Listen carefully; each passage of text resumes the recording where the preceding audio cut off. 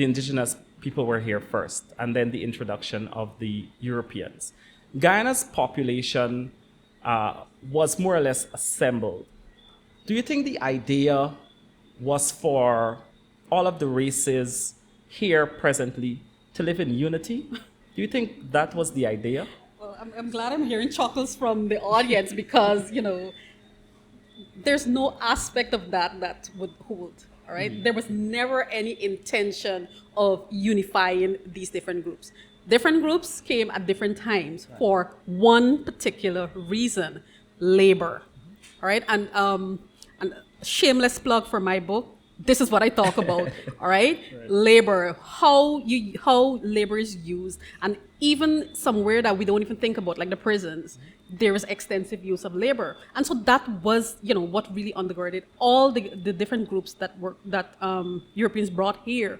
The ultimate reason was for their labor. How do we extract as much labor from these people as possible? And the idea was never for them to live in unity. It was never to unify them, because that will dismantle the entire, project that they were undertaking. So, for example, in the post-emancipation period, so enslaved people are now free, and so most enslaved people refuse to continue working on the plantations. All right, and so they're off trying to do their own thing, trying to start their own life separate from the plantation. So what do the Europeans do?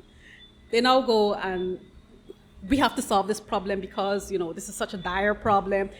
All this is going to happen. Let's bring indentured immigrants.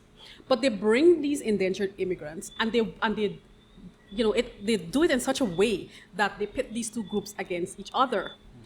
So, for example, when Indian indentured immigrants came, the jobs that formerly enslaved people would have done, those are the jobs that are now being directed towards immigrants.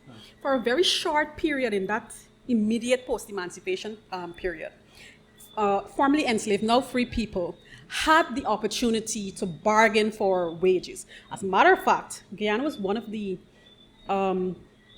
of two colonies that actually paid extremely high wages in the post-emancipation period. In the Caribbean? In the Caribbean, all right? I think Trinidad is probably one that had a little bit higher, paid a little bit higher than, and that is because the population was very small, land was vast, people could go off and do their own thing.